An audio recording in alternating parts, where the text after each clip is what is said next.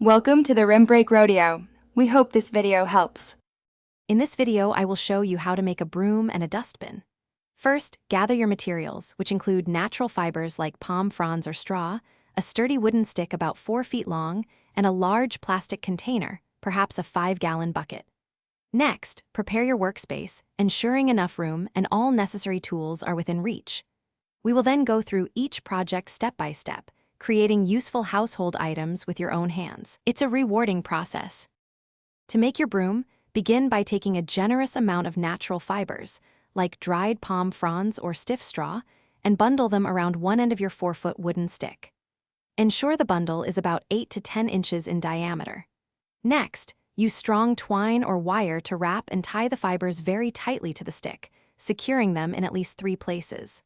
Finally, trim the bottom ends of the fibers evenly, creating a flat sweeping surface, approximately 12 inches wide. For your dustbin, start with a sturdy 5-gallon plastic bucket or a similar large container. You'll want something durable to hold debris.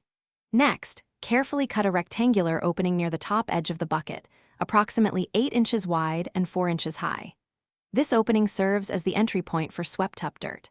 After cutting, use sandpaper or a file to smooth down any sharp edges around the opening, making it safe and easy to use. To keep your handmade broom effective, remember to clean its bristles regularly, removing any trapped dust or debris. For your dustbin, simply empty it frequently to prevent overflow and maintain a clean environment. These simple, handmade tools are not only functional, but also a testament to your creativity.